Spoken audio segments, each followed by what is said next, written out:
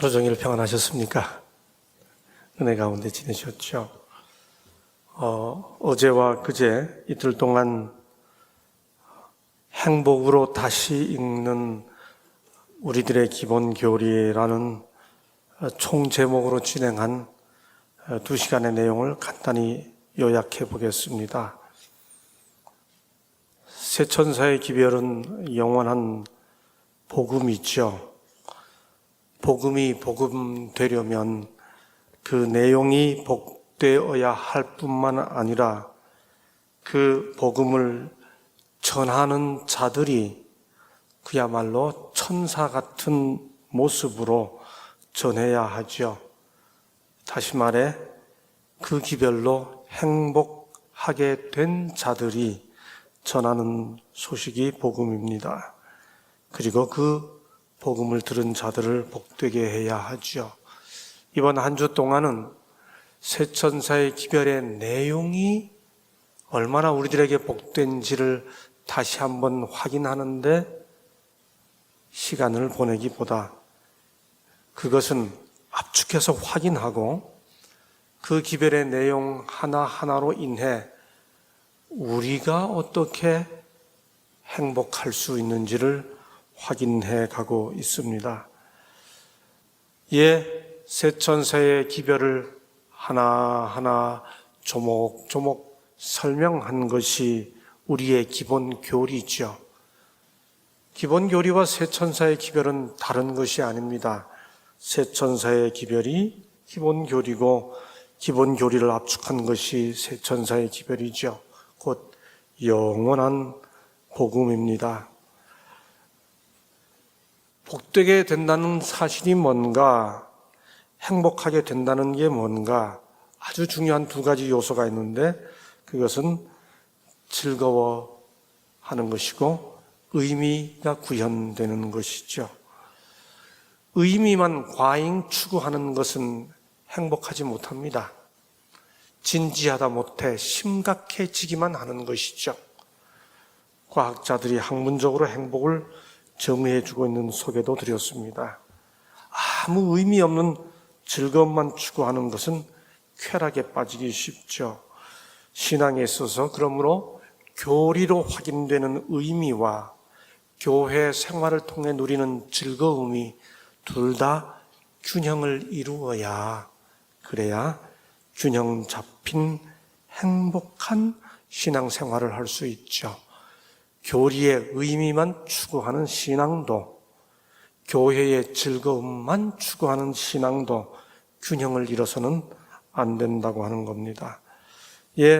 그렇게 전해질 때 영원한 복음은 복음으로 다가갈 수 있죠. 복음을 기분 나쁘게 전하면 듣는 사람도 기분 나빠집니다. 복음을 협박으로 전하면 내용이 아무리 복되어도 듣는 사람이 협박으로 듣게 되죠. 복음으로 행복해져야 그렇게 전하는 기별이 듣는 사람에게 복된 기별로 전해질 수 있기 때문에 그렇습니다.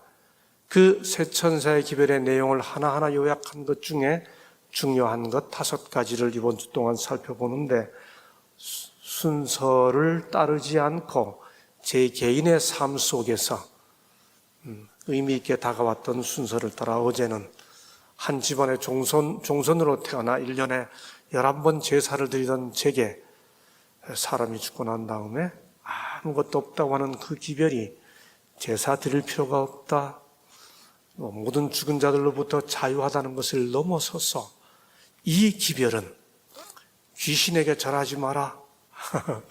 저는 지금도요, 1년에 한 번, 11번 드리던 제사를 다 모아서 한 번 10월 3일 개천절에 드리는데 지금도 제가 가야 제 이름으로 우리 조상님들을 불러요. 종손상내 감소고 제 이름으로 조상들을 부릅니다. 저는 1년에 한 번씩 다니엘 3장을 경험해요.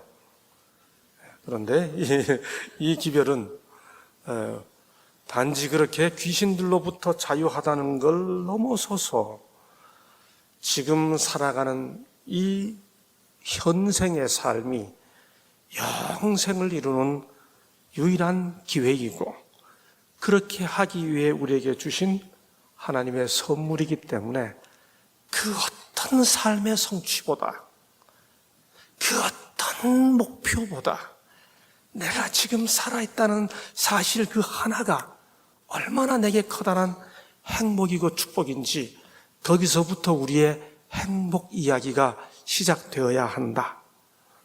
아멘입니까? 홍명관 목사님 흉내 한번 내보겠습니다. 아멘입니까? 그렇게 하시죠? 예. 우리는 어쩌면 죽은 자들은 아무것도 모른다는 구절만 읽었는지 모르는데, 이 구절을 다 읽어보면 모든 산자들 중에 들어있는 자에게는 누구나 소망이 있음은 산 개가 죽은 사자보다 낫기 때문이니라. 산 자들은 죽을 줄을 알되 죽은 자는 아무것도 모르며, 죽은 자는 아무것도 모른다는 사실과 함께 이 본문이 강조하고 있는 것은 살아있다는 사실이 얼마나 복된지 알겠어? 내 인생 개 같다고 이야기할지 몰라도 죽어버린 사자보다 더 난 게 살아있다는 삶의 행복이야. 그 사실을 말하고 있는 것이죠. 오늘은 우리의 기본교리 제13조 남은 자손과 그 사명에 대해 함께 생각해 보려고 합니다. 기본교리 13조는 이렇게 말합니다. 세계적 교회는 그리스도를 진실히 믿는 모든 사람들로 구성되었지만 마지막 시대, 즉 배도가 만연한 시대에 한 남은 자손이 하나님의 계명과 예수 믿음을 지키도록 불러냄을 받았다. 이 남은 자손은 심판의 때가 이르렀음을 알리고 그리스도를 통한 구원을 전하고, 우리가 새벽마다 십자가의 기별을 듣고 또 오전 시간에 또 목사님을 통해 기별을 듣는 것처럼 그리스도를 통한 구원을 전하고 그분의 재림이 임박했음을 선포한다. 이 선포는 요한계시록 14장의 새 천사로 상징되어 있다. 그것은 하늘에서 심판하시는 사업과 동시에 일어나며 땅 위에서 회개와 개혁 사업을 완수한다. 제가 교회 나온 이후에 성경 공부를 시작하면서 가장 많이 들은 영어 단어가 remnant people이라고 하는 단어입니다. 남은 백성이라고 하는 표현이죠. 재림 교회를 남은 자손 혹은 남은 백성, 남은 자라고 하는 단어로 그들의 정체성, 그들됨을 늘 재림 교회는 설명하죠. 우리는 이런 설명의 근거를 특별히 요한계시록 12장과 14장의 근거에서 이해하죠. 용이 여자에게 분노하여 돌아가서 그 여자 교회의 남은 자손 곧 하고 소위 대쟁투 역사의 마지막 국면에 등장하게 될 참 교회의 후손의 두 가지 특징을 정의하죠. 하나님의 계명을 지키며, 오늘날 소위 기독교계에서 계명 혹은 율법이란 단어에 대해 조금은 알러지 반응을 보이는 경향들이 있는 것이 사실이지만은 성경 본문 자체는 의심의 여지 없도록 하나님의 남은 백성, 여자의 남은 자손의 두 가지 특징 중에 하나로 하나님의 계명을 지키며, 이 말이 무슨 뜻인지 조금 이따 설명을 드리겠습니다. 예수의 증거를 가진 자들로 더불어 싸우려고 바다 모래 위에 섰더라 라고 성경이 말하죠. 다시 요한계시록 14장 12절은 그 여자의 남은 자손을 성도들이라고 하는 단어로 다시 설명하죠. 성도들의 인내가 여기 있나니 저희는 하나님의 계명과 예수 믿음을 지키는 자니라.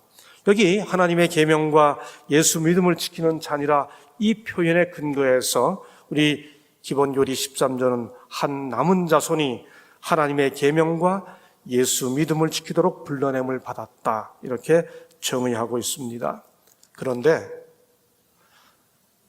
여자의 남은 자손을 말하고 있는 참교회의 후손으로 형성될 그 무리들을 남은 자손이라고 하는 이란 단어로 표현하는 것은 성경 마지막 책인 요한계시록에서 하고 있는 것만이 아니고 사실은 창세기부터 계시록까지 성경 역사 전체를 통해 성경은 언제나 하나님의 참 백성들을 남은 자라고 정의하고 있습니다. 남은 자 혹은 남은 백성이라고 말하죠. 창세기 7장 23절 홀로 노아와 그와 함께한 방주에 있던 자만 남았더라. 이사야 10장 20절 바벨론 포로에서 돌아오면서 형성될 하나님의 백성들을 가리켜 그날에 남은 자, 곧 야곱의 남은 자가 능하신 하나님께로 돌아올 것이라. 이스라엘이여 내 백성이 바다의 모래 같을지라도 남은 자만 돌아오리니 그날에 만군의 여호와께서 그 남은 백성에게 영화로운 면류관이 되시며 아름다운 화관이 되실 것이라. 이사야 28장 5절 만군의 여호와께서 이같이 말씀하시되 이스라엘의 남은 자를 말갛게 주으리라. 예레미야 6장 9절 여호와여 주의 백성 이스라엘의 남은 자를 구원하소서 하라. 예레미야 31장 7절 너희 유다의 남은 자여 이제 여호와의 말씀을 들으라. 예레미야 42장 15절 누구든지 여호와의 이름을 부르는 자는 구원을 얻으리니 남은 자 중에 나 여호와의 부름을 받을 자가 있을 것임이니라. 요엘서 2장 32절 만군의 하나님 여호와께서 혹시 요셉의 남은 자를 긍휼히 여기시리라. 아모스 5장 15절 내가 정령히 이스라엘의 남은 자를 모으고. 미가서 2장 12절 야곱의 남은 자는 많은 백성 중에 있으리니 그들은 여호와께로서 내리는 이슬 같고. 미가서 5장 7절 이스라엘의 남은 자는 악을 행치 아니하며 거짓을 말하지 아니하며 입에 괴휼한 혀가 없으며. 스마냐 3장 13절 여호와께서 남은 바 모든 백성의 마음을 흥분시키심에. 학개 1장 14절 하늘은 이슬을 내리리니 내가 이 남은 백성으로 이 모든 것을 누리게 하리라. 스가랴 8장 12절 이스라엘 뭇자손의 수가 비록 바다의 모래 같을지라도 남은 자만 구원을 얻으리니. 로마서 9장 27절 용이 여자에게 분노하여 돌아가서 그 여자의 남은 자손 곧 하나님의 계명을 지키며 예수의 증거를 가진 자들로 더불어 싸우려고 바다 모래 위에 섰더라. 여러분, 그러므로 하나님의 백성으로서 마지막 시대에 남은 자라는 단어로 우리가 하나님 앞에 충성스럽게 서겠다라고 정의하는 것은 창세기부터 계시록까지 성경을 조금만 충성스럽게 진지하게 읽어본 사람이라면 당연히 그렇게 생각할 수밖에 없는 성경적 정의입니다. 하나님께서 택하실 사람들, 그들을 가리켜 성경은 남은 자, 남은 백성 이렇게 말하죠. 그런데 요한계시록은, 성경 마지막 책인 요한계시록은 소위 대쟁투의 역사의 마지막 국면에 하나님 앞에 충성스럽게 서게 될 그의 백성들을 가리켜 여자의 남은 자손, 곧 하나님의 계명을 지키며 예수의 증거를 가진 자들이라고 정의하고 있습니다. 두 가지 특징을 가지고 있죠. 하나님의 계명을 지킨다는 것, 두 번째 예수의 증거를 가진 자들이라는 것. 저는 내일 저녁에 예수의 증거에 대해서 함께 살펴보도록 하겠습니다. 하나님의 계명을 지킨다는 말이 뭘까요? 여러분, 이 요한계시록 12장 17절에서 여자의 남은 자손을, 하나님의 계명을, 남은 자손의 특징 중 두 가지 중에 하나로 하나님의 계명을 지키며 라고 표현하고 있는데, 요한계시록 12장에서 말하고 있는 여자의 남은 자손의 특징 중 하나인 하나님의 계명을 지키는 것에 대해 같은 요한계시록이 설명해 주지요. 여기 요한계시록 3장 4절에 보면 그 옷을 더럽히지 아니한 자 몇 명이 내게 있어 라고 했습니다. 마침 오늘 오전에 저희 베프, 저희 절친인 우리 도현성 목사님이 오전 시간에 이 옷 설명을 하셨습니다. 제가 속으로 예스, 영감이 통했다. 제가 이렇게 속으로 밑에 앉아서 들으면서 그렇게 생각했습니다. 옷을 더럽히지 아니한 자, 이렇게 되어 있죠. 예. 옷을 더럽히지 아니하는 게 뭔가요? 오늘 목사님이 충분히 설명해 주셨습니다. 요한계시록 자체가 다시 설명하지요. 요한계시록 19장 8절, 깨끗한 세마포를 입게 하셨은즉 이 세마포는 성도들의 옳은 행실이로다. 성도들의 옳은 행실이 뭘로 설명돼요? 하나님의 계명을 지키는 것으로 설명되죠. 성도들의 옳은 행실.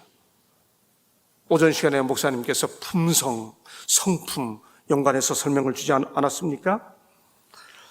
그런데 이 옳은 행실을 깨끗하게 유지하는 방식을 요한계시록 자체가 또 설명해 주죠. 요한계시록 22장 14절, 그 두루마기를 뭐하는 자들? 뭐하는 자들요? 빠는 자들. 예, 옷을 더럽히지 아니해야 되는데 옷을 어떻게 해야 더럽히지 않나요? 안 입어서 더럽게 하나요? 빨아서 안 입어서 깨끗하게 보존하나요? 빨아서 깨끗하게 보존하나요? 대답해 보세요. 성경대로 빨아서. 근데 이 두루마기가 성도들의 옳은 행실이라고 그랬습니다. 성도들의 옳은 행실을 빨아야 돼요. 성도들의 옳은 행실을 어디에다 빱니까? 네? 어디다가 빨아요? 요한계시록이 말해줘요. 참 이상합니다. 이 옷을 하얗게 만들려면 비누에다 빨아야 되는데 계시록은 빠는 그 세제를 이렇게 설명하죠. 어린 양의 피에 그 옷을 씻어 희게 하였느니라. 여러분, 계명을 지키며 라고 말할 때 그 말의 의미는 내가 계명을 지켜 내 의로 구원을 받겠다는 의미가 절대로 아닙니다. 계명을 지키며 라고 말할 때 그 말의 의미는 우리를 감동하시는 성령의 능력을 힘입어 예수 그리스도의 피 공로로 주 앞에 서겠다고 믿음으로 받아들이는 그 계명을 지키며 라고 하는 의미이기 때문에 절대로 요한계시록이 말하는 것은 예수 그리스도와 상관없이 성령의 감동 없이 인간의 의지로 자기 의를 이루어 율법을 지켜 의롭게 되겠다고 서는 그 계명 지킴이 아니지요. 예수의 증거를 가진 것이 뭔가? 예수의 증거를 받은 내 형제들, 이 부분은 제가 내일 저녁에 좀 더 자세히 설명을 드리도록 하겠습니다. 거듭 말씀드리지만 저는 이번 주 동안에 우리의 기본 교리의 내용을 확인하려고 하는 것이 아닙니다. 그 내용은 이렇게 간단히 요약을 하고요. 그렇게 우리가 남은 교회라면, 그렇게 우리가 남은 자들이라면, 그러면 남은 자로서 구체적으로 이 세상에서 어떻게 행복하게 살아야 하며 어떻게 행복하게 다른 사람들에게 복음을 전할 수 있는지에 대해 생각해 보려는 것입니다. 여러분, 이렇게 우리의 정체성을 확인하며 남은 백성이 된다는 것은 도대체 뭐 어떻게 되는 겁니까? 뭐 어떻게 살아야 되는 겁니까?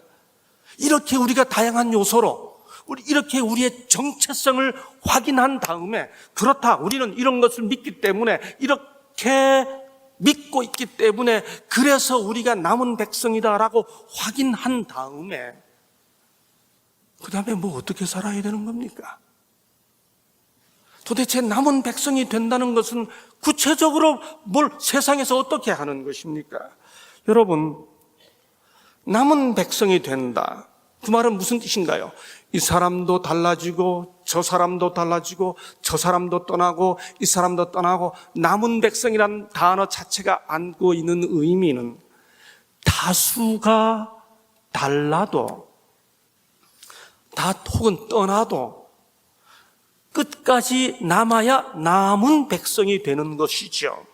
남은 백성이 된다는 그 남은 자 혹은 남은 백성, 성경에서 그런 단어로 사용할 때 그 단어가 내포하고 있는, 그 단어가 안고 있는 굉장히 중요한 개념은 소수가 되기로 선택한다, 그런 뜻입니다. 여러분, 굉장한 역설입니다. 성경이 창세기부터 계시록까지 그렇게 반복하여 하나님의 찬 백성을 정의하기 위해 사용하는 남은 자라는 단어 속에는 다수가 아니라 소수가 되기로 선택하는 그런 길을 의미하는 것이죠. 조금은 비장합니다. 그래서 조금은 결연하죠. 그래서 종종, 요즘에는 그 참이 부르는 걸 제가 자주 못 봤습니다만, 전에는 우리 교우님들이 집회하는 곳에 가면 종종 이 참이 부르는 것을 들었습니다. 어느 민족 누구게나 결단할 때 있나니 참과 거짓 싸울 때에 어느 편에 설 건가. 주가 주신 세목표가 우리 앞에 보이니 빛과 어둠 사이에서 선택하며 살리라. 비장하잖아요. 아주 결연하잖아요. 2절은 더 비장합니다. 고상하고 아름답다 진리 편에 서는 일, 진리 위에 억압받고 명예 이익 잃어도 비겁한 자 물러서나 용감한 자 굳세게 낙심한 자 돌아오는 그날까지 서리라. 가사 자체가 얼마나 비장해요. 결연합니다. 고상하고 아름답다 이래 가면서 불렀잖아요. 진리 편에, 리듬도 멜로디도 이렇게 막 떨면서, 그죠? 고개도 같이 떨리죠. 예, 비장하고 결연합니다. 여러분, 이렇게 우리가 남은 자의 길을 가기로 선택했는데 남은 자로 살아가는 현실은 쉽지 않아요.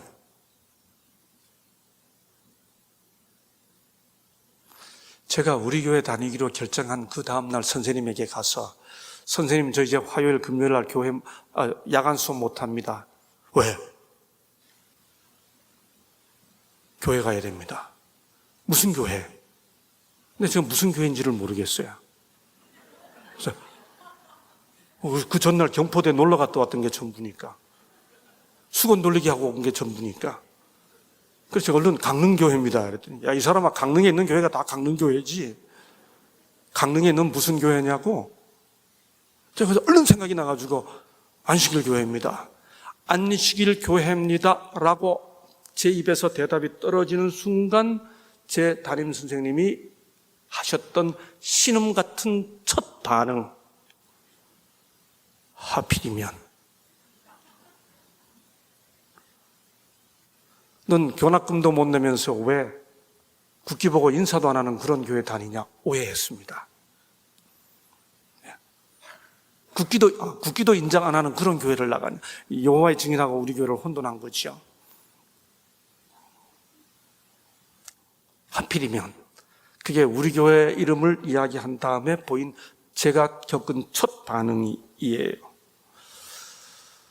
예, 남은 자로 살아가는 것, 다수와 다른 방식으로 살아가기를 선택하는 것을 실제의 삶 속에서 경험하는 것은 절대로 쉬운 일이 아닙니다. 예. 아멘이 어떤 의미인지 제가 잘 모르겠습니다. 예, 참 안타까운 일들이 많아요. 가슴이 먹먹해질 때가 많아요. 40년 만에 만난 친구가 너무 반가워서 끌어안았는데 제가 목사라고 그러니까 너가 목사가 됐어. 어디 교회인데? 그래서 내가 안식일 교회 그랬더니까 어머? 거기 성경이 우리하고 같아? 네, 성경이 우리하고 같아? 여러분, 제가 상상도 못한 질문이었습니다. 제가 어느 외국에 도착해서 저를 너무 친절하게 안내해 주신 어떤 분을 만났습니다. 목사님이라 그래서 너무 감사해가지고 목사님 저를 위해 기도해 주십시오. 한사코 안 하세요. 저보고 하라고 해서 제가 했습니다. 기도가 끝나니까 이분이 동그랗게 눈을 뜨시면서 저를 바라보더니 아니, 안식교회도 예수 이름으로 기도합니까? 여러분, 어떻게 된 겁니까, 이게?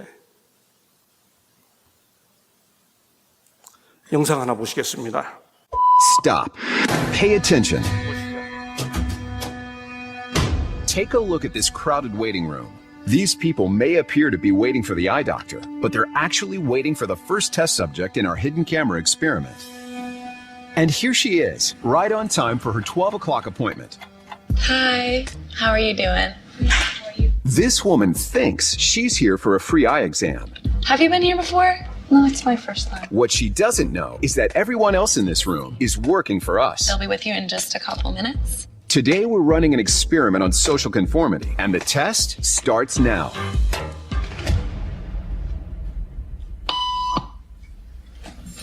Did you hear that? These people sure did.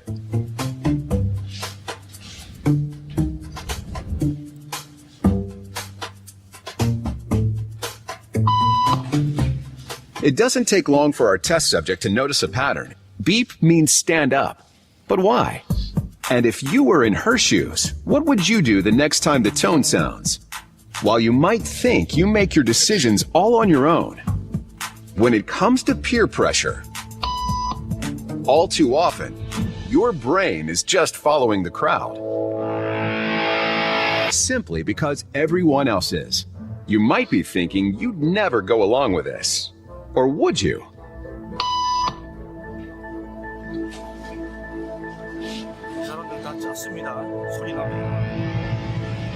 After just 3 beeps, and without knowing why she's doing it, this woman is now conforming perfectly to the group.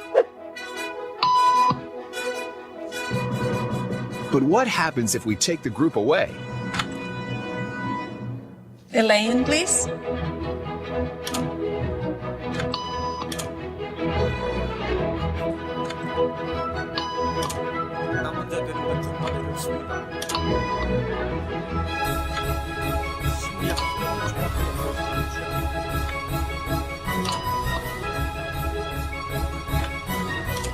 Okay, now she's alone. The crowd is gone and nobody is watching her, except our hidden cameras. What do you think she'll do? 아무도 없는데 혼자서 She's now conforming to the rules of the group without them even being there. 다수가 주는 Now, watch what happens when we introduce another outsider who doesn't know the rules. Have a seat and they'll be out in just a couple minutes. Thanks so much.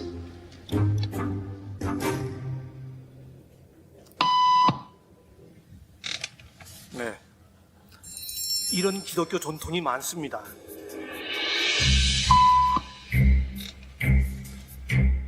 왜 이러서지?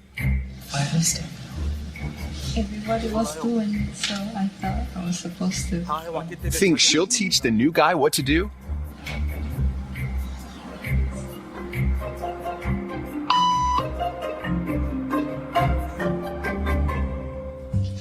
이게 일반적인 삶입니다. We kept the cameras rolling as more unsuspecting patients arrived. 이런 상황에서 남들이 다 할 때 하지 않는 일이 얼마나 힘든지 보세요. 다시 또 다른 두 사람이 일어납니다. 이 사람 전혀 모릅니다. 네. 예, 우리 And 이렇게 slowly but 사람들이 surely, 너무 많습니다. 나머지 what 사람들은 began as a 어떻게 random rule for this woman has now become the social norm for everyone in this waiting room. 진리라는 이름으로 우리 세상에 Here to 전해지고 explain 있습니다. what's going on in their brains is Jonah Berger of the University of... 또다시 보시죠. 실험이 시작됩니다. 방에 들어온 동환 씨는 아무것도 모른 채 출제자가 시키는 대로 마지막 7번째 의자에 앉습니다. 네, 반갑습니다. 소위 집단 자, 여기 A, B, C 세 선이 있고요. X선이 있죠? X선하고 똑같다고 생각되는 것을 저한테 말씀해 주시면 됩니다. 네, 간단하죠? 네, 이건 뭐 너무 쉬운가요? 피식 웃는군요. 그런데 네, 정답은 A입니다. A, 다음 정답은 A입니다. 다음 정답은 A. 이런 정답이 A라뇨? 혹시 잘못 본 건 아닐까요? 정말 이상합니다. 정답은 A입니다. 정답은 A입니다. 이제 마지막 동환 씨가 답할 차례. 정답은 B입니다. 나 문제가 된 거지요. 다행히 첫 번째는 제대로 답했군요. 갑자기 다음 문제를 뚫어져라 쳐다보는 동환 씨. 네, 한번 보시죠. 다음 B입니다. B. 예. 다음은 정답은 B입니다. B. 이번에도 틀린 답을 말하는 사람들. 이상한지 자꾸 동환 씨가 옆 사람들을 흘깃 쳐다봅니다.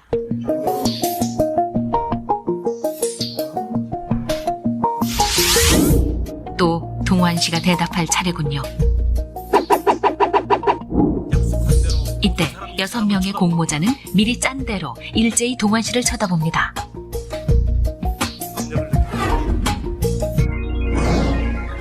과연 동환 씨는 이 압박을 이겨내고 정답을 말할 수 있을까요? 정답은 B입니다. 정답은 B입니다. B. 틀렸습니다. 네. 다음 문제. 동환 씨는 정답이 C라는 것을 알고 있었습니다. 하지만 주변에 휩쓸려 6명과 똑같이 대답하고 맙니다. 네. 과학적 심리 실험이 정답은 A입니다. A. 그대로 보여주는 거지요. 남은 자가 되어 산다는 일은 절대로 쉬운 일이 아닙니다. 이름하여 이것을 애쉬 효과라고 말하죠. 진리가 옳아서 남은 백성이 되기로 선택했는데 이런 상황에서 남은 백성으로서 어떻게 행복하게 살 수 있을까? 그것이 우리가 풀어가야 하는 과제인 거지요. 사복음서에 나와 있지 않은 예수님이 하신 말씀, 아그라파의 대표적인 주는 것이 받는 것보다 복이 있다 하심을 기억하여야 할지니라. 이런 집단 압력의 현실 속에서도 남은 백성이 주는 삶을 살 수 있는 비결은 있을까? 여전히 뭔가를 베풀어주며 나도 행복하고 그들도 행복하게 할 수 있을까? 이지 와이슨 증언보감 2권 477쪽에서 교회가 남은 교회가 되어야 한다고 하는 설명과 함께 이런 설명을 줍니다. 재림교회가 설립한 모든 기관은 교회든 대학이든 병원이든 출판사든 식품공장이든 whatever 뭐가 되었든 재림교회가 설립한 모든 기관은 세상에 대하여 마치 요셉이 애굽에 있었던 것과 같이 다니엘과 그의 친구들이 바벨론에 있었던 것과 같이 되어야 한다. 저는 우리가 남은 백성으로서 창세기로부터 계시록까지 성경 전체가 이어서 말하고 있는 참 하나님의 백성에 대한 정의인 남은 백성으로서 세상에서 어떻게, 세상에 대하여 어떻게 살아야 할까라고 하는 문제에 대해 바로 이 구절, 요셉이 애굽에 있었던 것과 같이 다니엘과 그의 친구들이 바벨론에 있었던 것과 같이 되어야 한다는 이 진술에서 답을 찾아가 보려고 합니다. 애굽에 팔려간 요셉, 바벨론에 끌려간 다니엘, 그들은 그야말로 거대한 세상에 던져진 외로운 남은 자들이었습니다. 그런데 그들의 삶은 오늘 우리들이 교회가 하나님의 백성들이 이 세상에 대하여 어떤 기관이 되었든 하나님이 세우신 기관의 백성들은 다니엘처럼 요셉처럼 되어야 한다라는 기별을 주셨으니 도대체 그들처럼 된다는 것은 무슨 의미일까요? 우리가 너무 잘 알고 있는 것처럼 요셉이 애굽에 끌려가게 된 것은 형제들에 의해 팔렸기 때문입니다. 때에 미디안 사람 상고들이 지나는지라 그들이 요셉을 구덩이에서 끌어올리고 은 20개에 그를 이스마엘 사람들에게 팔매 그 상고들이 요셉을 데리고 애굽으로 갔더라.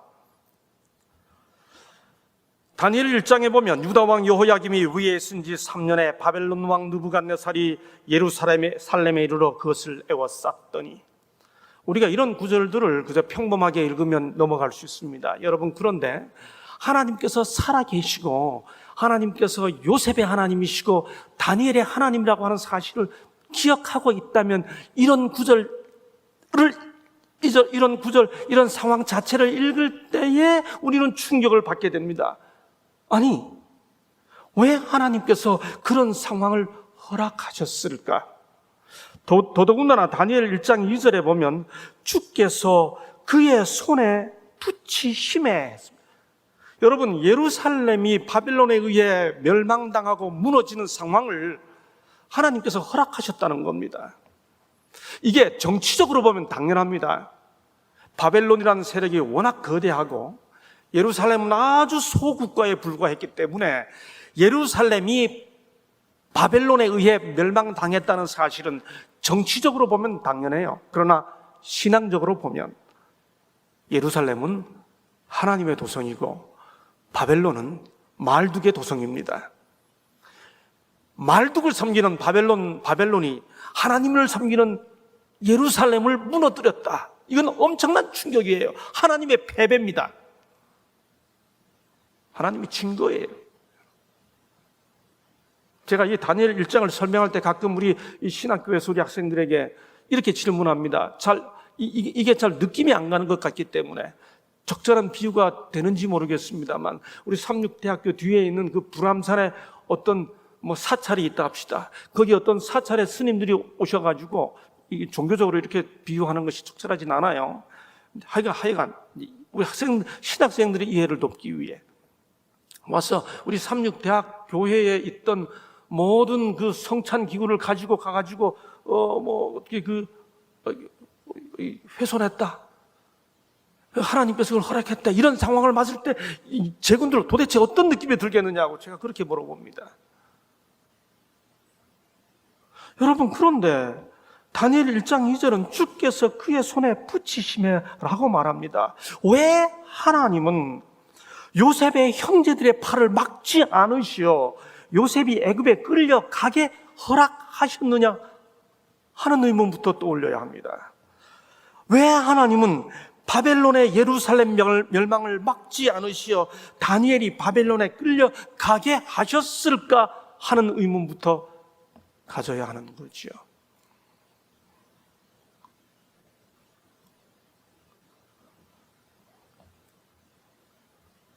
그 전에 먼저 요셉이 끌려간 애굽이 도대체 어떤 나라인지 한번 살펴보십시다. 우리는 애굽이라고 그러면 다 나쁘게 생각하는 경향이 있어요. 출애굽해야 되니까요. 여러분, 그런데 여기 창세기 13장 10절에 보면, 이에 롯이 눈을 들어 요단들을 바라본즉 수알까지 온 땅에 물이 넉넉하니 여호와께서 소돔과 고모라를 멸하시기 전이 얻는 거로 여호와의 동산 같고, 소돔성이 얼마나 아름다웠는지를 설명하기 위해 그 소돔성이 여호와의 동산 같고 애굽 땅과 같았더라. 애굽 땅을 여호와의 동산과 동격으로 놓고 있습니다. 그만큼 애굽이 아름다워요. 다시 말해 꿈의 땅입니다. 요셉이 꿈의 땅에 포로 잡혀왔습니다. 바벨론은 어떤 곳인가요? 여러분, 애굽이 꿈의 땅이 된 것은 지금 보시는 대로 이 나일강이 흐르기 때문이죠. 그야말로 문명의 젖줄이고 생명의 젖줄입니다. 바벨론은요, 너무너무 아름다웠습니다. 예레미야 51장 7절은 여호와의 수중의 금잔이라고 묘사하고 있죠. 말 그대로 꿈의 나라입니다. 가난한 유대 청년 요셉이, 작은 나라 유대 청년 다니엘이 애굽으로, 바벨론으로 포로 잡혀왔습니다. 저 가난한 아시아의 나라에서 우리는 드림랜드로 찾아왔습니다. 여러분, 애굽 땅은 좋은 곳이에요. 바벨론 화려찬란한 곳입니다. 그런 곳으로 작은 나라의 연약한 한 사람이 끌려왔습니다. 그 연약한 이들이 섬기는 창조주 하나님께서 그런 일을 허락하셨습니다. 왜요? 여호와께서 요셉과 함께 하심으로 그가 형통한 자가 되어 그 주인 애굽 사람의 집에 있으니 주인이 여호와께서 그와 함께 하심을 보며 또 여호와께서 그의 범사에 형통케 하심을 보았더라. 요셉이 그 주인에게 은혜를 입어 섬김에 그가 요셉으로 가정 총무를 삼고 자기 소유를 다 그 손에 위임하니 4절, 그 다음 39장 5절은 이렇게 말합니다. 애굽에 끌려간 요셉, 그를 위해 하나님은 이렇게 역사하십니다. 여호와께서 요셉을 위하여 그 애굽 사람의 집에 복을 내리심으로. 여러분, 이 구절을 잘 읽으셔야 합니다. 이거 정말 이상한 구절입니다. 애굽 사람의 집에 복을 내리시려면 애굽 사람을 위하여 애굽 사람의 집에 복을 내리고 이렇게 돼야 합니다. 또 반대로 요셉을 위하여라고 하려면 요셉에게 복을 내리심으로 이렇게 해야 합니다. 근데 구절 이상하잖아요. 요셉을 위하여 애굽 사람의 집에 복을 내렸습니다. 여러분, 애굽 사람은 하나님을 섬기는 사람이 아니에요. 보디발은 애굽의 시위대장입니다. 바로의 시위대장입니다. 근데 성경은 뭐라고 말하나요? 요셉을 위하여 애굽 사람의 집에 복을 내리셨다고 말합니다. 왜요? 여러분, 하나님께서 왜 애굽에 요셉이 끌려가도록 허락하셨을까요? 이 구절 보면 누구에게 복 주기 위해? 누구에게 복 주기 위해요? 대답해 보세요. 애굽 사람의 집에 복을 내리심으로, 결과적으로.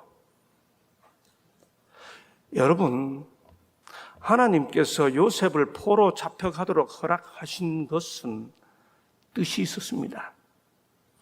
그때 형제들의 손에서 당신이 요셉을 구원할 수 없었기 때문에 내버려 둔 게 아니고요. 그 일이 이루어지도록 허락하신 것도 이유가 있었습니다. 남은 자 요셉을 통해 하나님께서 이루셔야 하는 일이 있었기 때문이죠. 보냈습니다. 이거 포로 잡혀간 게 아닙니다. 보냈습니다. 여러분, 오늘 오전에 우리 도목사님 설명 들으셨죠? 이제 조금 이따 나옵니다. 제가 오전에 도목사님 말씀 드리면서 예스! 내가 저녁에 할 걸 우리 목사님 미리 말씀해 주신다 그랬습니다.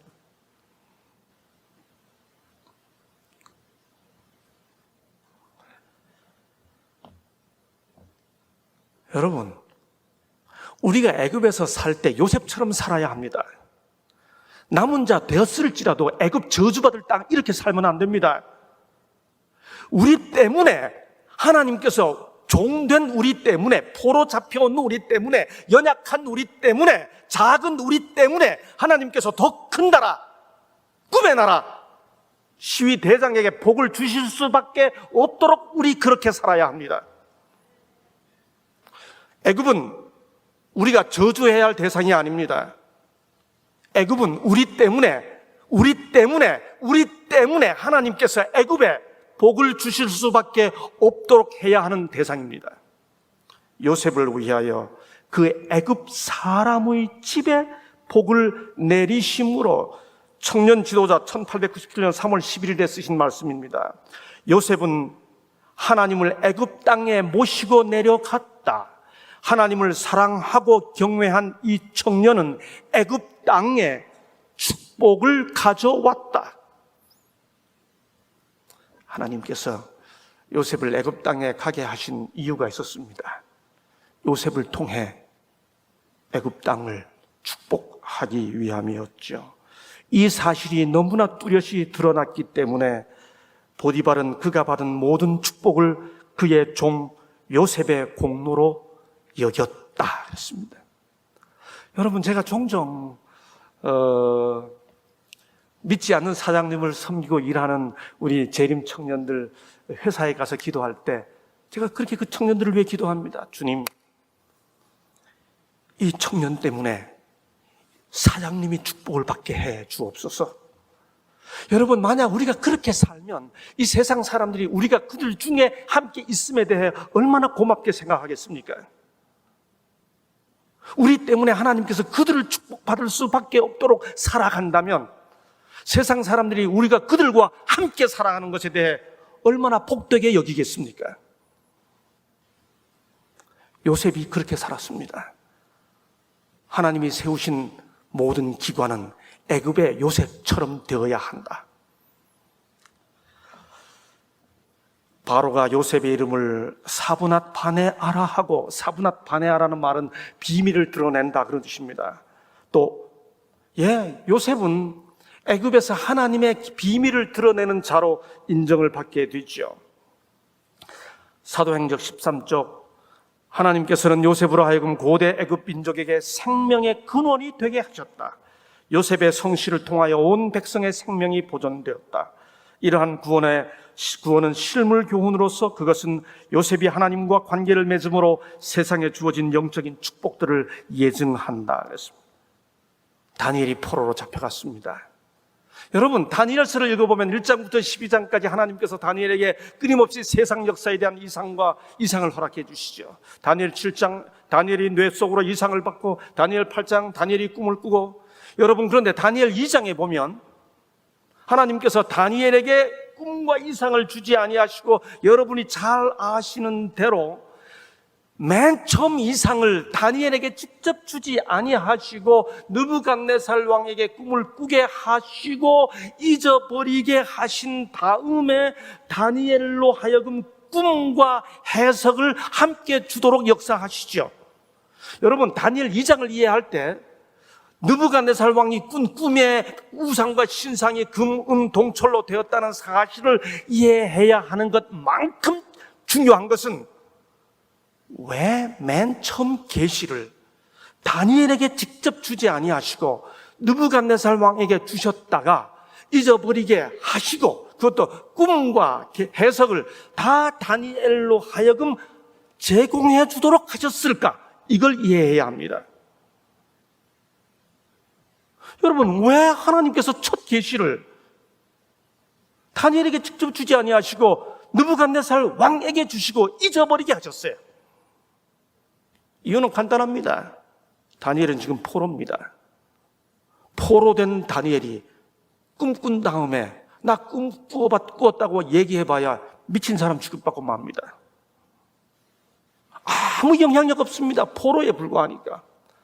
왕이 꾸고 잊어버리게 하신 하나님의 섭리는 꿈과 계시를, 꿈에 대한 극도의 호기심을 제공하신 다음에 그 꿈과 계시를 함께 알게 해주는 사람에게 모든 관심이 쏟아질 수밖에 없도록 역사하시는 하나님의 절묘한 방법, 그게 왕에게 주시고 잊어버리게 하시고 다니엘로 하여금 꿈과 계시를 해석을 알게 해주시는 방법이죠.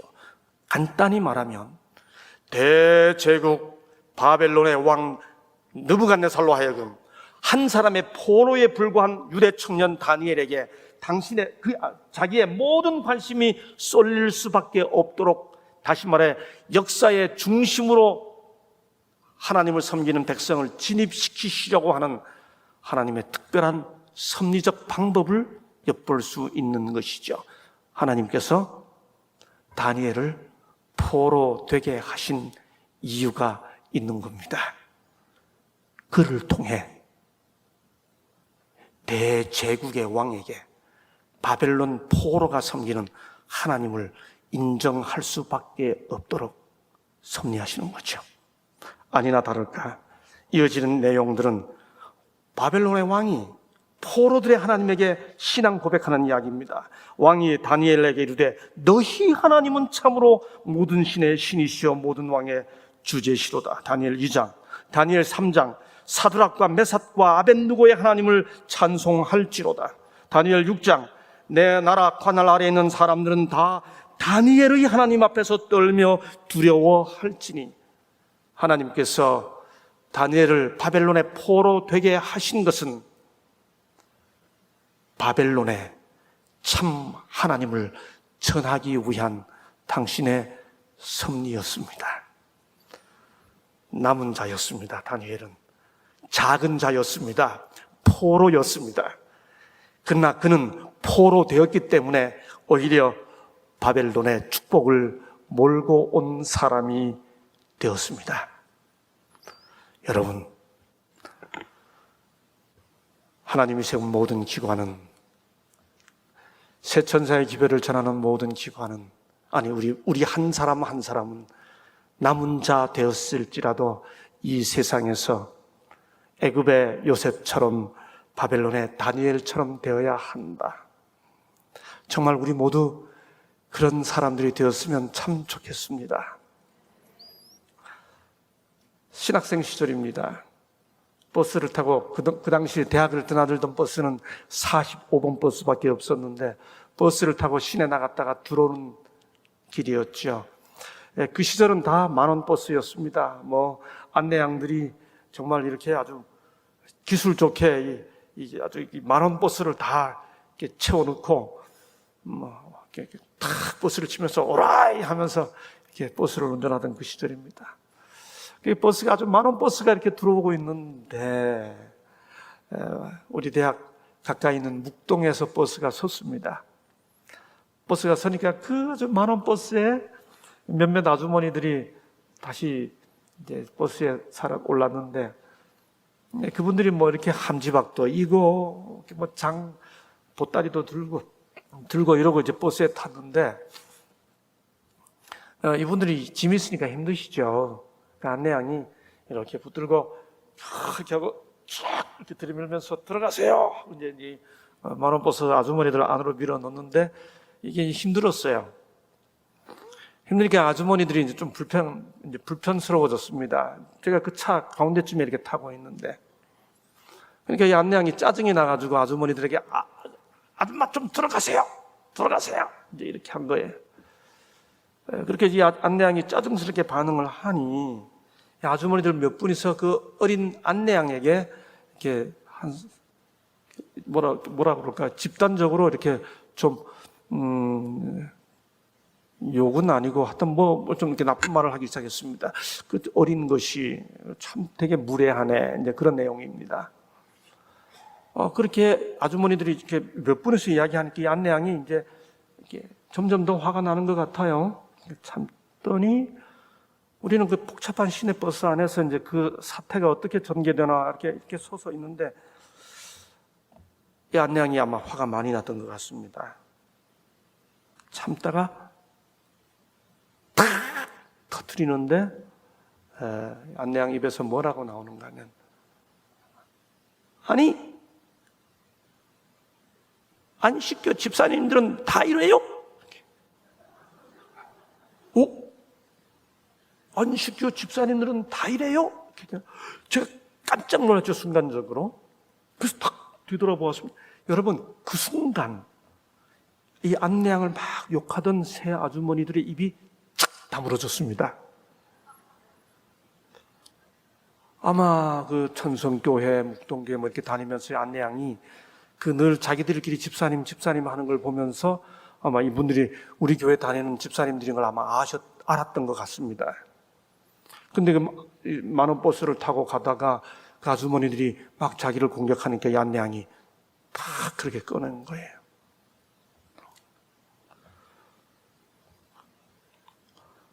그 순간 저는 돌아서서 조용히 버스 뒤쪽으로 이동하기 시작했습니다. 아무 상관이 없는 것처럼 계속 보면서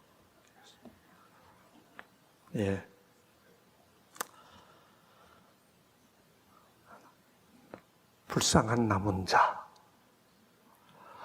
초라한 남은 자, 맥없는 남은 자, 안식교 집사들은 다 그래요? 남은 자, 안식교인들 다 그래요? 남은 자, 남은 자. 애굽의 요셉처럼 바벨론의 다니엘처럼 살아야 하는데 어쩌다가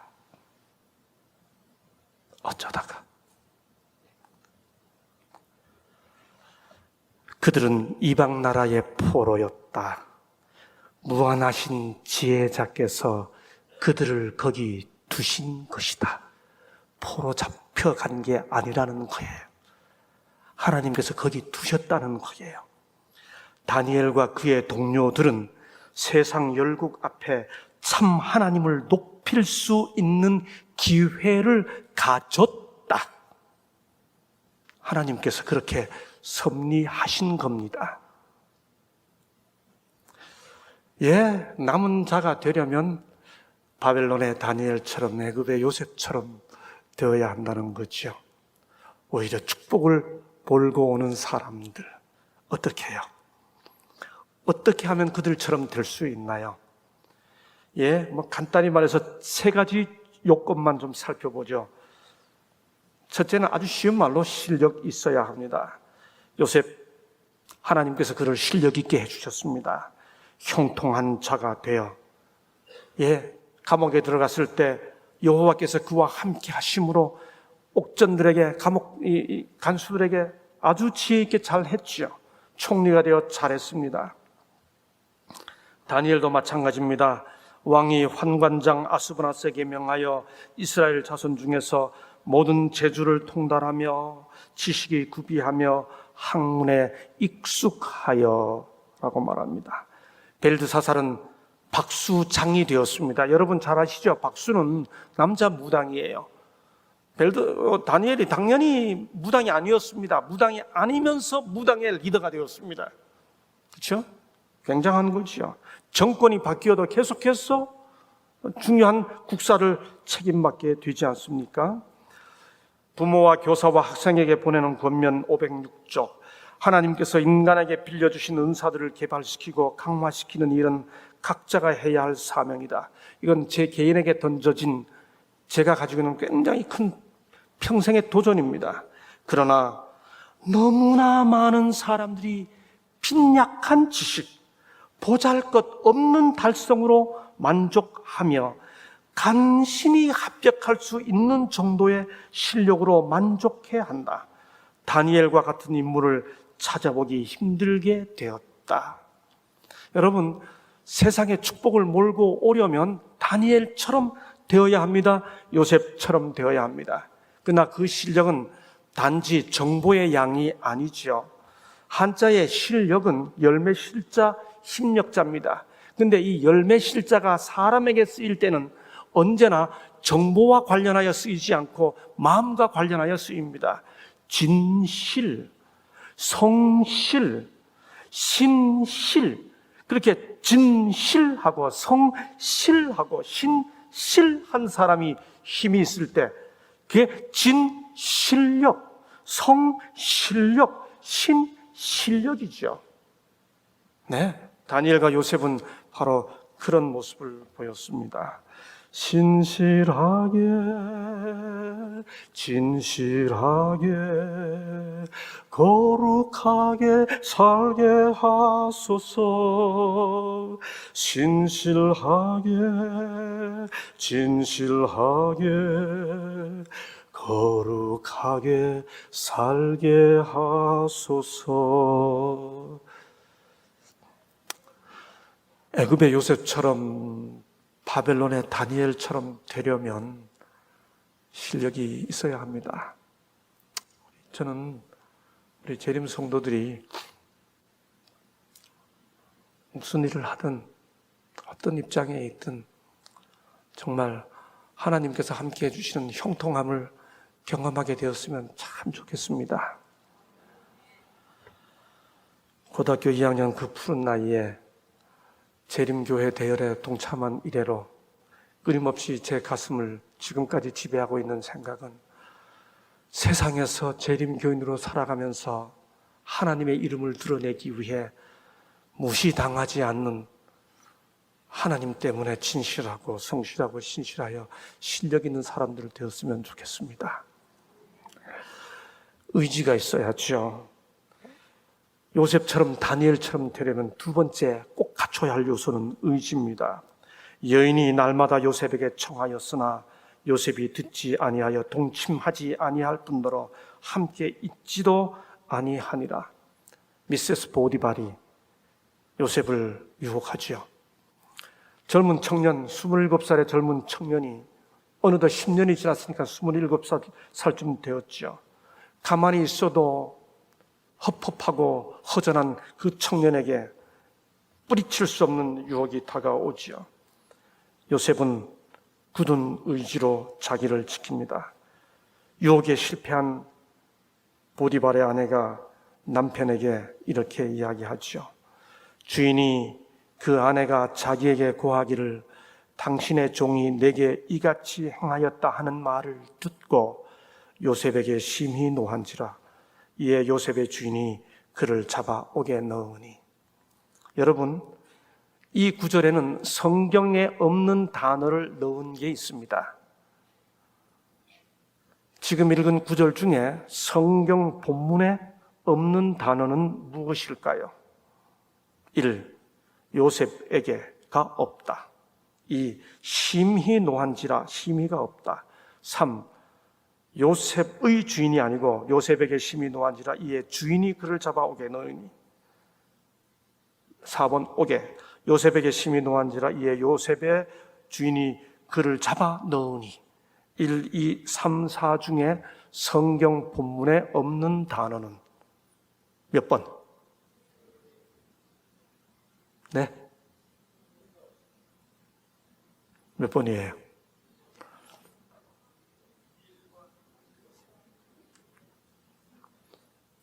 다시 읽습니다. 주인이 그 아내가 자기에게 고하기를 당신의 종이 내게 이같이 행하였다 하는 말을 듣고 요셉에게 심히 노한지라. 이에 요셉의 주인이 그를 잡아 옥에 넣으니. 빨갛게 한 본문 중에서 성경 본문에 없는 단어가 있어요. 잘 모르시면 얼른 찾아보세요. 성경 좀. 무슨 단어가 없는가? 몇 번인가요? 예?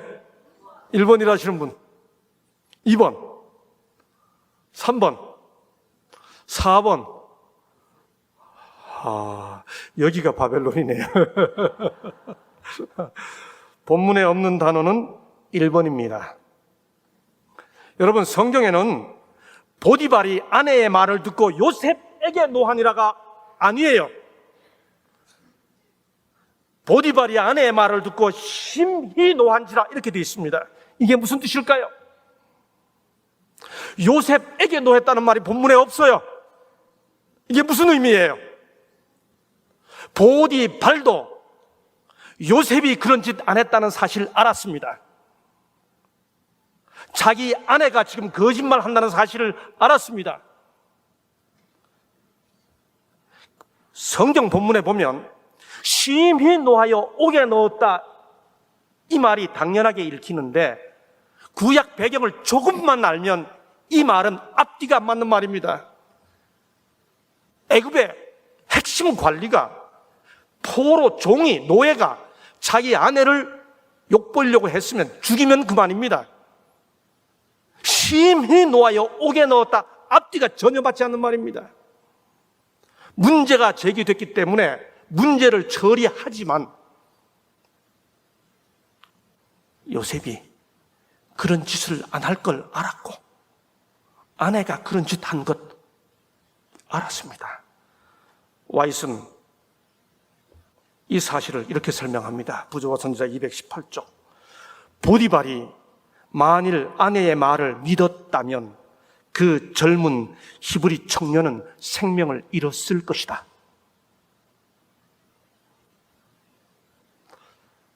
애굽에서 이렇게 살아야 하는 겁니다. 세상 사람도 욕을 보인 현실 때문에 문제 처리하지만 절대로 그렇게 하지 않을 사람이라고 신용할 수밖에 없는 삶의 모양. 의지죠. 예, 포로로 사는 것, 남은 자로 사는 거 힘들어요. 그러나 이렇게 살면 애굽의 복이 되는 거죠. 하나님의 백성은, 남은 자들은 애굽에서의 요셉처럼 살아야 한다. 저는 소망이 있습니다. 우리 모두 다 연약하지만은 우리가 저 세상 속에서 이 시대의 드림랜드에 와 살면서, 이 시대의 금잔 같은 세상에 와 살면서 우리 주위 사람들에게 이런 모습으로 살게 되었으면 참 좋겠습니다. 다니엘은 뜻을 정하여 왕의 진미와 그의 마시는 포도주로 자기를 더럽히지 아니하리라 하고, 느부갓네살이 이름을 바꿨죠. 다니엘을 벨드사살로, 하나냐를 사드락으로, 미사엘을 메삭으로, 아사레를 아벳누고로 바꾸었습니다. 여러분, 쉬운 말로 하면 바벨론식 창시 계명이지요. 여러분, 그런데 이 바벨론의 청년들이 왕이 바꿔준 자기 창시 계명된, 바벨론식 창시 계명된 그 이름들을 자기들이 사용했을까요? 안 했습니다. 여러분, 그 사실은 어디서 알 수 있는가 하면 다니엘 4장 9절에 보면 느부갓네살이 다니엘을 자기가 바꿔줬으니까 박수장 벨드사사라라고 부릅니다. 그런데 다니엘서를 읽어보면 다니엘이 자기를 설명할 때는 한 번도 예외 없이 뭐라고 자기를 소개하는가 하면 벨드사살이라 이름한 다니엘, 이렇게 설명합니다. 너네들이 내 이름 바꿔줬지만, 그래서 바벨론식 이름은 벨드사살이지만 내 이름은 다니엘이야, 그 뜻입니다. 그래서 역사가 바뀐 다음, 정권이 바뀐 다음에 다리오가 다니엘 6장 20절에 보면 사시는 하나님의 종 다니엘아 이렇게 부릅니다. 벨드사살이라고 부르지 않아요. 굳은 의지가 있었던 거죠. 어느 교회 다니세요? 저 어떤 교회 다닙니다. 그 어떤 교회 무슨 교회요? 저 시내 사거리에 있어요. 왜 제7일 안식일 예수 재림교회라고 왜 말 못합니까? 당신들이 안식교라고 부르는 재림교회, 너네들이 벨드사살이라 하는 나 다니엘, 그렇게 말하잖아요. 그러니 끝내는 사시는 하나님의 종 다니엘아 그렇게 부르게 되잖아요. 바벨론에 사는 다니엘처럼 그렇게 살려면 의지가 있어야 되는 거예요. 그렇죠? 각 시대를 통하여 하나님께서는 다니엘과 같이 자기들이 하나님의 특별한 백성임을 고백하기를 부끄러워 아니하는 도덕적 영들을 가지고 계셨으며 지금도 가지고 계신다. 잘 아시는 대로 다니엘은 창문 열고 예루살렘을 향해 기도했습니다. 여러분, 기도는 꼭 창문 열고 기도해야 되나요? 예수께서 뭐라 말씀하셨어요? 네? 너는 기도할 때 내 골방에 들어가 문을 닫고 기도하라 그랬잖아요. 그러니 문 닫고 기도해도 아무 의미, 아무 잘못 없어요. 근데 왜 문 열고 기도합니까? 왜 고집 피워요? 기도의 형식에 불과한데. 왜 그랬죠? 이유는 간단합니다.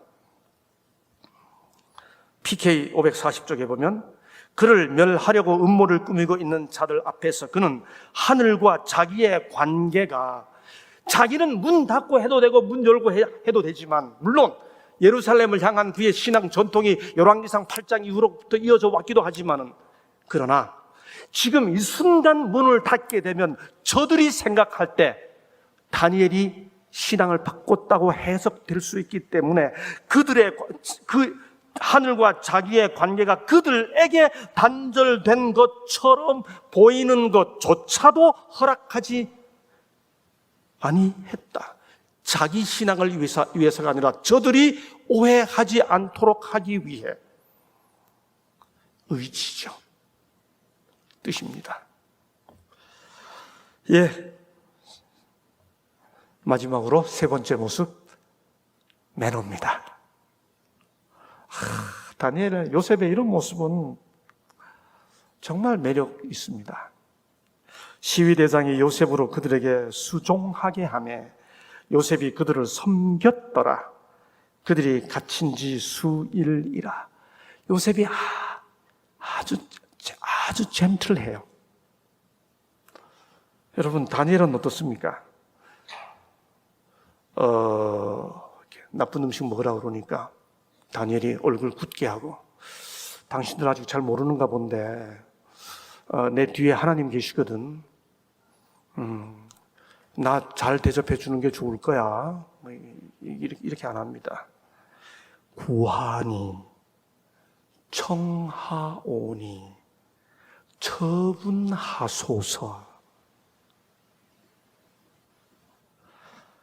의지가 굳을수록 주위 사람들에게 아주 부드럽고 따뜻한 모습이 되어야 하나님께 영광이 되는 거죠. 와인 여사는 이 부분을 굉장히 강조했습니다.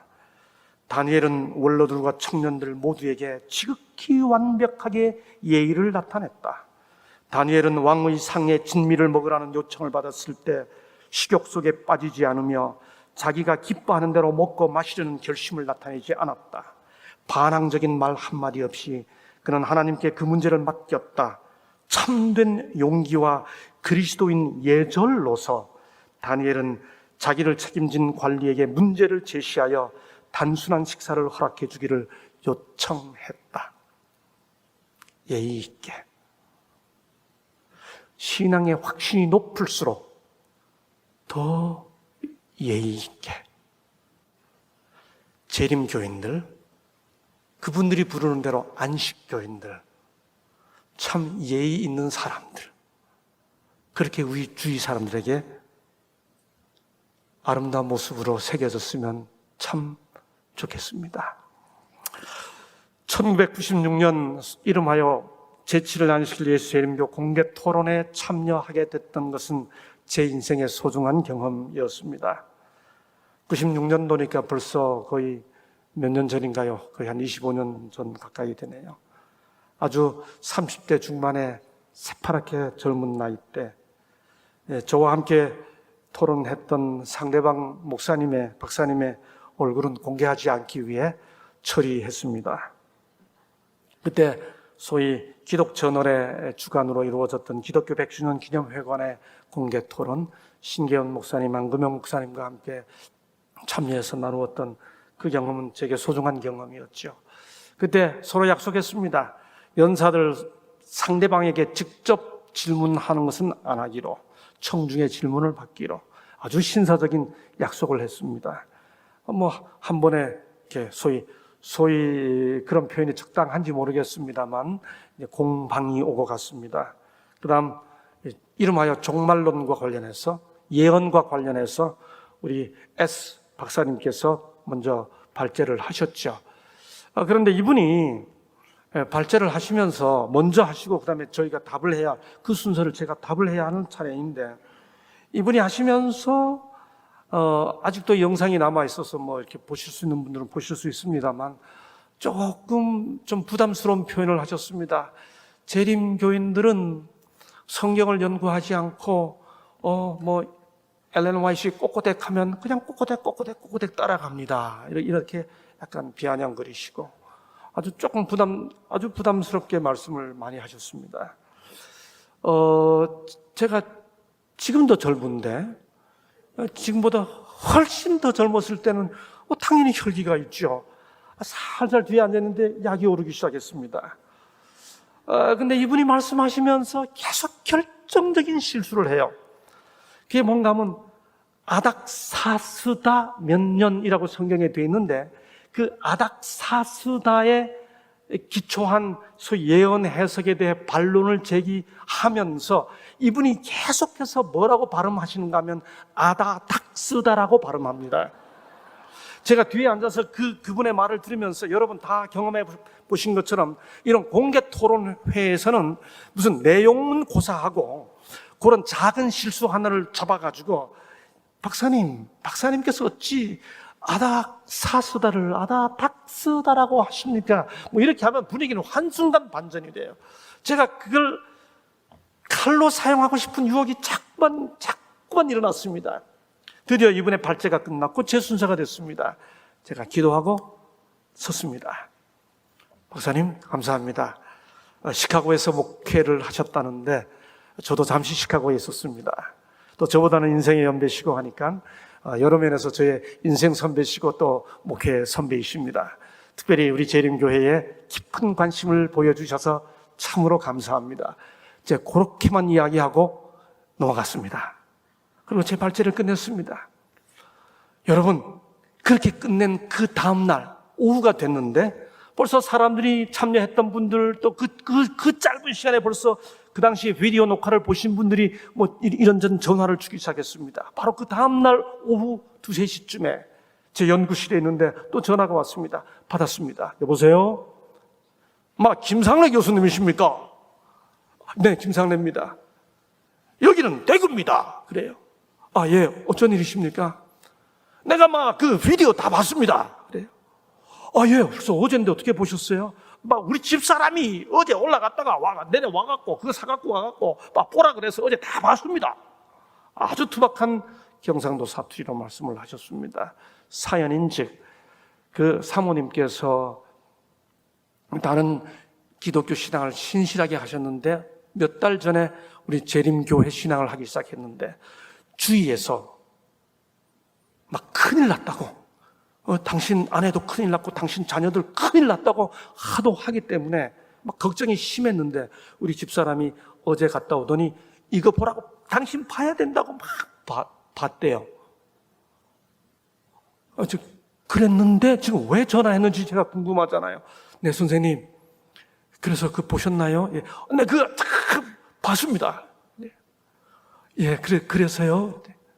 나 뭔 소리인지 하나도 모르겠습니다. 그래요. 그렇게 제가 뻥 쪘죠. 뭔 소리인지 하나도 모르겠는데 왜 전화를 하셨을까? 근데 목소리가 나쁘지가 않아요. 제게 친근해요. 그런데 이분이 그 다음 말 하시는 말씀, 그게 제가 평생 잊지 못하는 말입니다. 무슨 소린지는 모르겠는데 토론하는 모양을 보니 안식교 목사님들 진짜 신사돼요. 내 기분 좋아 전화했습니다. 여러분, 이럴 때 박수 한번 크게 치세요.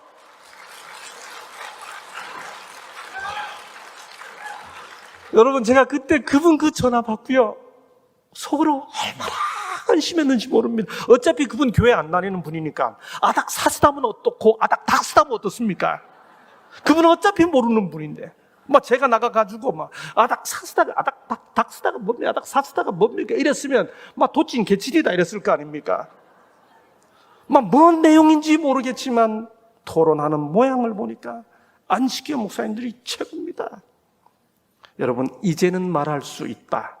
저와 함께 토론했던 상대방 박사님께서 그 다음날 우리 대학에 오셨습니다. 이제는 말할 수 있다. 이 박사님이 당신의 손자를 한국 삼육고등학교에 입학시켰습니다. 이제는 말할 수 있다. 이 박사님의 손자가 우리 삼육대학교를 졸업했습니다. 예, 예의가, 그리스도인 매너가 당사자뿐만 아니라 그걸 본 사람들에게도 감동을 준 것이죠. 실력 있게, 의지 있게, 매너 있게, 이렇게 애굽에서, 이렇게 바벨론에서 살아가면 요셉처럼, 다니엘처럼 멋진 남은 자가 되는 거죠. 우리 남은 자입니다. 때때로 우리는 이렇게 노래 부르죠. 사랑하는 예수님을 따라가고 싶으니 인도하여 주옵소서, 어디든지 가리다. 근데 후렴이 조금 부담되죠. 날 위하여 복의 피를 흘려주셨사오니 모두 주를 버리어도 나는 따르오리다. 이게 남은 자의 고백 같은데 혹이라도 이 고백이 베드로처럼 다 주를 버릴지라도 나는 언제든지 버리지 않겠나이다 라고 하는 자기 의지가 되지 않도록 우리 마음마저도, 이런 결심마저도 하나님께 맡기는 모습으로 남은 자로 살아가야 되겠죠. 제7일 안식일 예수 재림교인들이 세운 모든 기관은 교회든 개인이든 세상에 대하여 요셉이 애굽에 있었던 것과 같이, 다니엘과 그의 친구들이 바벨론에 있었던 것과 같이 되어야 한다. 하나님께서는 요셉으로 하여금 고대 애굽 민족에게 생명의 근원이 되게 하셨다. 하나님께서는 다니엘을 통하여 바벨론의 모든 박사들의 생명을 구원하셨다. 이러한 구원은 실물 교훈으로서, 그것은 요셉과 다니엘이 하나님과 관계를 맺음으로 세상에 주어진 영적인 축복들을 예증한다. 당신들이 나를 이곳에 팔았으므로 근심하지 마소서, 한탄하지 마소서. 하나님이 생명을 구원하시려고 나를 당신들 앞서 보내셨나이다. 하나님께서 우리를 이 세상에 살게 하신 이유를 이렇게 고백할 수 있게 되었으면 좋겠습니다. 그들은 이방 나라의 포로였다. 무한하신 지혜자께서 그들을 거기 두신 것이다. 바벨론에서 당신을 증거하도록 하기 위해 다니엘을 부르신 것처럼 하나님께서는 오늘날 우리를 세상에서 당신의 증인이 되도록 부르신다. 선지자 왕 487쪽. 출애굽을 이야기하려면 요셉처럼 애굽에 축복을 준 경험이 있는지를 먼저 살펴봅시다. 어떤 분이 이렇게 말했습니다.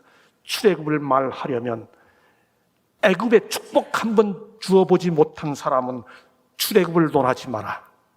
저는 그렇게 강하게는 표현하고 싶지 않습니다. 출애굽을 이야기하려면 요셉처럼 애굽에 축복 좀 주고 난 다음에 합시다. 바벨론이 무너졌다고 외치려면 다니엘처럼 바벨론에 복을 준 적이 있는지 먼저 살펴봅시다. 남은 백성, 집단 압력이 아무리 강해도 왼쪽과 같은 것은 B입니다. 세상 다수가 우리에게 어떤 압력을 준다 하더라도 진리는 진리인 것이죠. 우리는 남은 백성입니다. 소수의 남은 자이지만 오히려 다수의 세상을 향해 넉넉하고 자신 있는, 오히려 거대한 세상의 복을 몰고 오는 실력 있고 의지 있고 매너 좋은 재림교인들, 그래서 세상을 행복하게 하는 남은 백성들 되시기를 축복하면서 말씀을 마치도록 하겠습니다.